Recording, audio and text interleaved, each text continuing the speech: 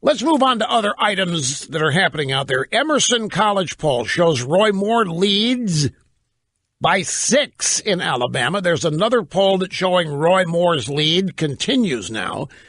And it's fascinating to me. If you look at many political blogs, if you look at the 538s, you look at the big data analyst sites, they're now almost throwing their hands up in defeat and despair, suggesting that it's impossible for Roy Moore to lose now. He's going to win. It's a 70% chance, 80% chance, 90% chance that Roy Moore's going to win. And it's amazing. It's become conventional wisdom now that the effort to deny Roy Moore has failed. And I think back to all of the energy this movement had. I mean, it had total occupation of the New York Times, CNN, the Washington Post, ABC, CBS, NBC. I mean, you couldn't go 5 minutes watching or reading the news without some devastating latest development on the Roy Moore story. And they made it look like it was impossible. This guy should quit while he's ahead. This guy has no chance of winning. This guy is toast. This guy is just and of course the Republicans are piping in, even if he does win, we're not going to seat him. This guy's a reprobate. Now, with these latest polls, it's amazing.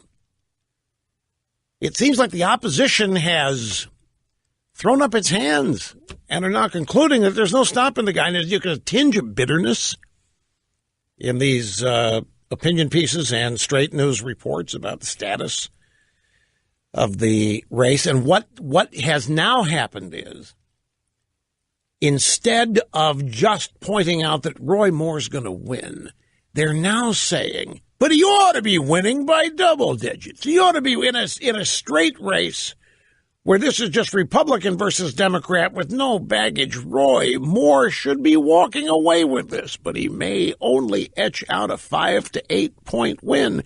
And they're trying to say that's nothing. That's not a mandate. That doesn't mean anything.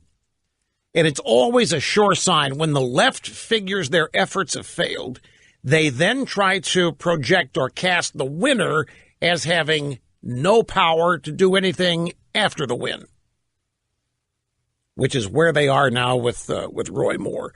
But I want you to stop and think so that you don't forget the mindset of the left and how discombobulated they are. Now, remember, we had the story yesterday. They can't believe Trump is still standing. They can't believe the Trump agenda is moving forward. They can't believe that Trump hasn't even been dented. They can't believe that Trump hasn't been stopped. They can't believe any of this. You go back to a year, starting after the election and the Russian collusion story, and I'm here to tell you that these people, vast majority of them, got up every day thinking that was going to be the day where the big news story that was going to take Trump out was going to happen. They got up every day thinking that day would be the day when the axe fell. And they got up every day for 365 plus days thinking that exact way. They got up hoping, they got up planning, they got up figuring, they got up thinking, they awakened every day with that. That's what propelled them. Get Trump. And they all thought they would, one way or the other. And even if it didn't mean they got him out of office, they were going to neuter him. They were going to turn his administration against him. They were going to paralyze him. They were going to segregate him. He was going to be way out there all alone, muttering in the halls of the White House to the portraits of former presidents, slowly going insane. That was the worst case scenario. Best case scenario, he quits in frustration. Or the best case scenario, the Republicans band together and literally kick him out of there. And that's what they were shooting for. Now, where are we a year later? Trump hasn't been dented. We're on the verge of tax cuts being passed. The effort to repeal and replace Obamacare, as far as Trump is concerned, never stopped. Republicans in the House and Senate's another matter, but as far as Trump's concerned, it never stopped. All of the efforts to stop Trump's travel ban has not stopped Trump. Trump just yesterday retweeted some videos depicting militant Islamic violence. The left literally went nuts. The swamp went nuts. Theresa May in the UK went nuts.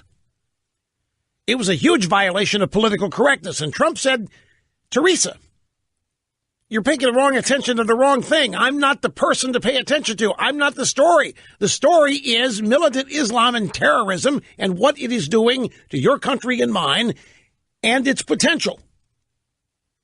And he's right.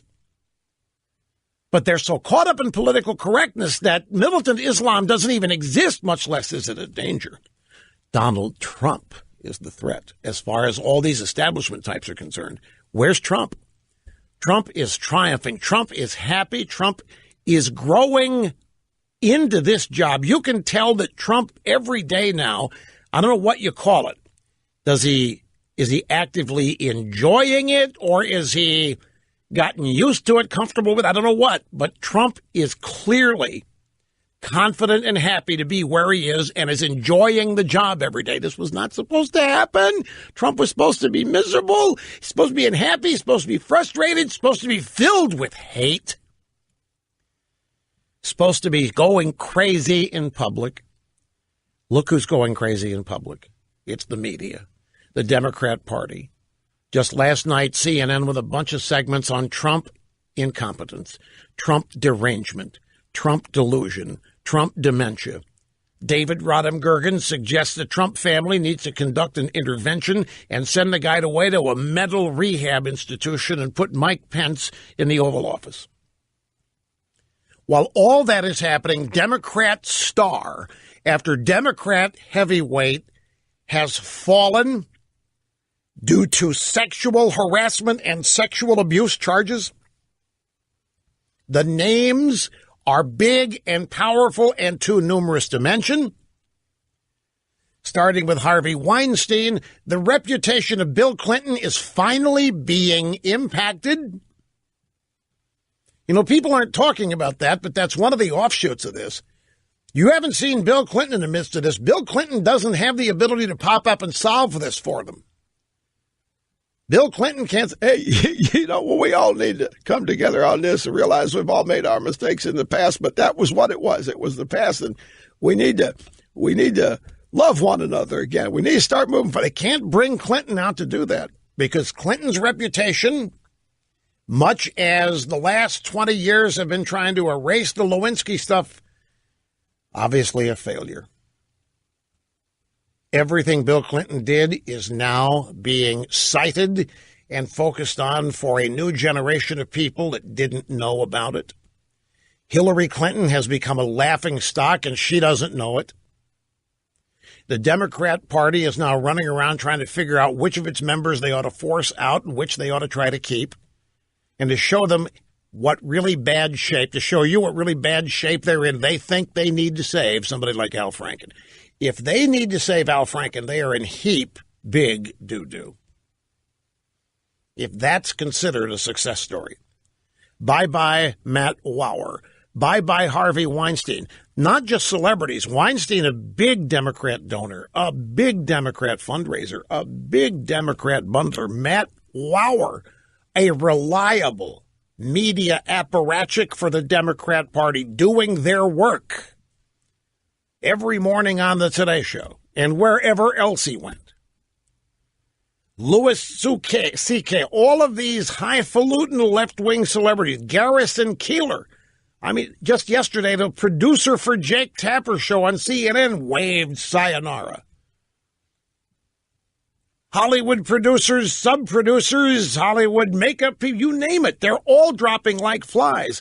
And the vast majority of them are indeed left-wing liberal Democrats.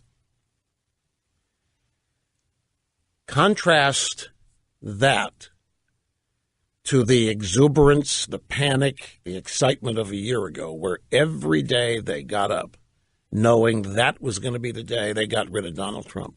Every day.